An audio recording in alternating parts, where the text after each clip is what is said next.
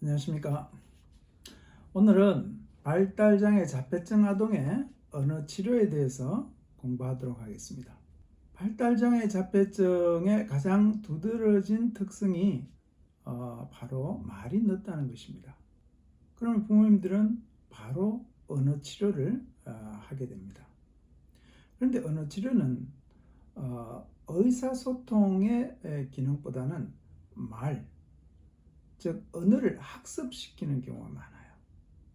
이렇게 언어를 치료를 통해서 학습을 하게 되면 로봇이나 기기가 하는 말처럼 영혼이 없는 언어를 하는 경우가 많습니다. 감정과 정서가 배어 있는 인간의 언어를 해야 합니다. 그러면 그런 언어를 어떻게 가르칠 수 있을까요? 이 문제를 풀기 위해서 우리는 우선 발달장애 자폐증 아이들이 왜 말을 하지 못하는 것인가에 대한 공부가 필요합니다. 원래 영아들은 태아 시기에 언어에 대한 조기 학습을 다 하고 태어납니다. 그러니까 듣기 연습은 엄마 뱃속에서 충분히 다 하고 태어납니다. 아이들은 복중에서부터 열심히 듣습니다. 그런데 발달장애 자폐증 아이들은 엄마 뱃속에 있을 때부터 열심히 듣지 않았어요. 왜 듣지 않았을까요? 여러 가지 이유가 있습니다. 제일 큰 이유는 산모가 행복하지 않았으면 아이도 열심히 학습하지 않습니다. 그렇다고 해서 이걸 산모 탓으로 얘기할 수는 없고요. 부모의 기질이 영향을 미치고요. 부모의 유전적 소인도 영향을 미칩니다. 또한 산모의 흡연이나 알코올, 이것도 태아에게 영향을 줍니다. 또는 산모가 겁이 많거나 또 심각한 스트레스 상태에 오랫동안 노출이 되게 되면 가장 먼저 이 산모의 심장 박동 소리가 불규칙하게 됩니다. 우리가 왜 공포 영화를 보면 심장이 박동 소리 빨라지죠. 그러니까 행복한 산모는 이 심장 박동 소리가 일정해요. 그러면 태아는 예측이 가능하죠. 그래서 이거를 엄마의 심장 박동 소리를 들으면서 세상을 탐색합니다. 그런데 산모가 스트레스가 많거나 두려움이 있거나 이렇게 하면 심장 박동 소리가 되게 불규칙적으로 뛰게 됩니다. 그런데 태아는 이 양수 안에 있잖아요.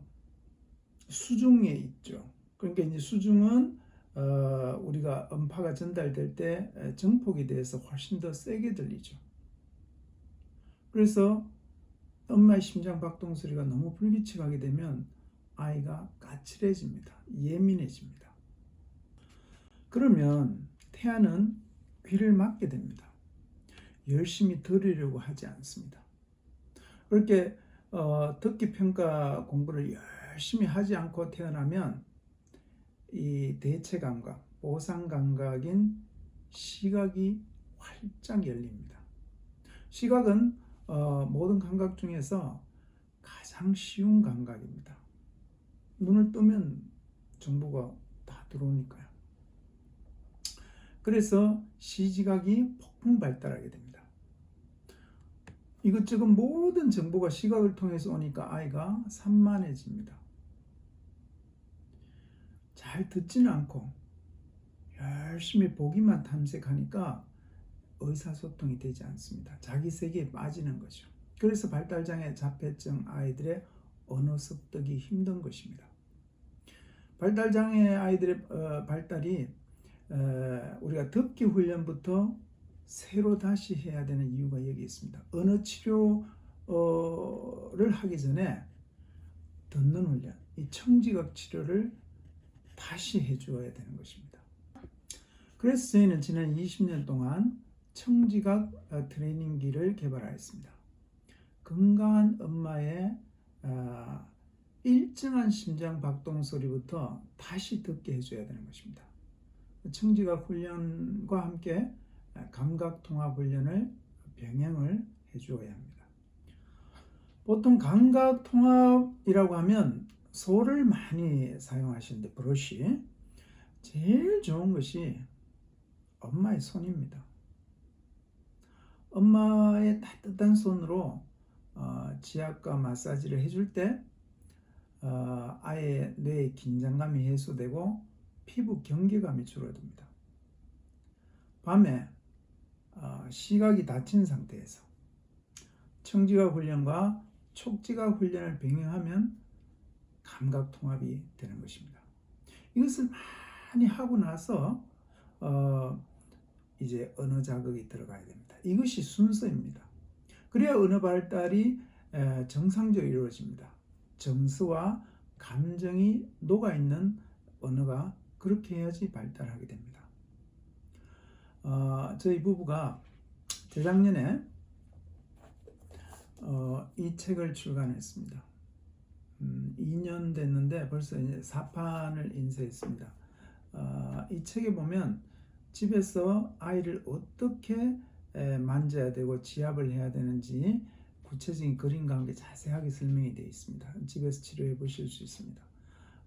청지각 훈련은 저희가 개발을 했기 때문에 저희한테 와서 아마 구경해 보실 수 있습니다. 감사합니다.